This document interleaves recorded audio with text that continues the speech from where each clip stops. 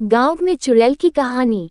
ये कहानी एक छोटे से गांव की है जहां के लोग एक शांतिपूर्ण जीवन जीते थे। गांव के लोग मेहनती, ईमानदार और दिल से अच्छे थे।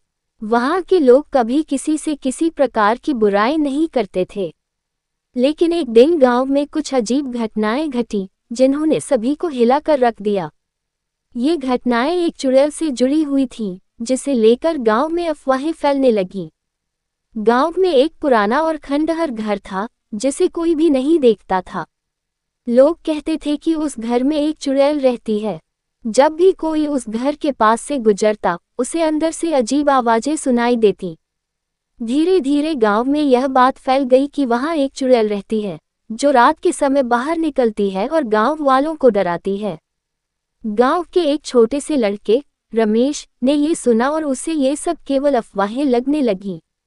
रमेश का दिल बहुत साहसी था और उसने ठान लिया कि वह उस घर में जाएगा और देखेगा कि क्या सचमुच वहां कुछ है या ये केवल एक कहानी है। एक दिन रमेश ने अपने दोस्तों को बताया कि वह उस खंडहर घर में जाएगा। सभी ने उसे मना किया, लेकिन रमेश ने किसी की बात नहीं मानी।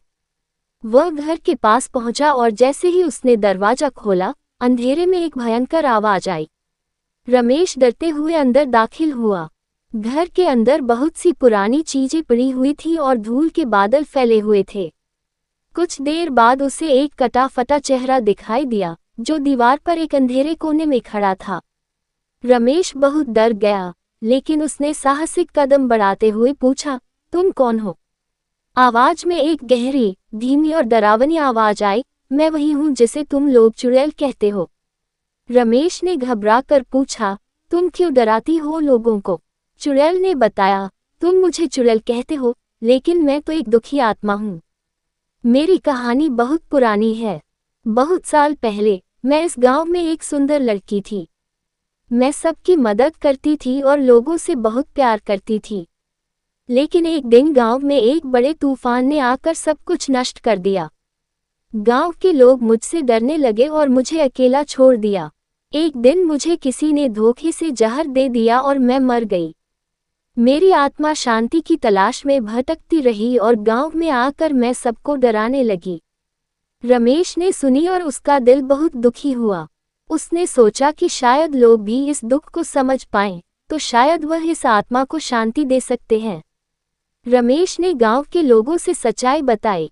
पहले तो किसी ने विश्वास नहीं किया, लेकिन जब रमेश ने उन्हें चुड़ैल की पूरी कहानी सुनाई, तो लोग समझ गए कि यह एक भूली बिसरी आत्मा है जिसे प्यार और सहयोग की जरूरत थी। गांव के बुजुर्गों ने ये सलाह दी कि उन्हें उस आत्मा को शांति देने के लिए एक पूजा आयोजित करनी चाहिए। सब लोग मिलकर उस पुराने घर के पास गए और वहां एक धार्मिक अनुष्ठान किया। धीरे धीरे रात के समय घर के आसपास की नीरवता और डर खत्म हो गया।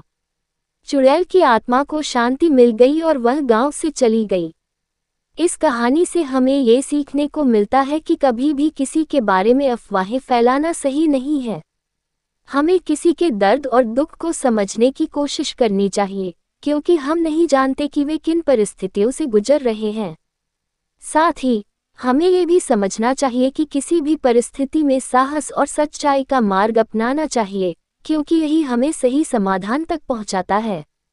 गांव में चुड़ैल की कहानी सिर्फ एक डरावनी घटना नहीं थी, बल्कि यह एक चेतावनी थी कि हम अपने समाज में एक दूसरे की मदद करें और किसी भी समस्या का हल मिलकर ढूंढें।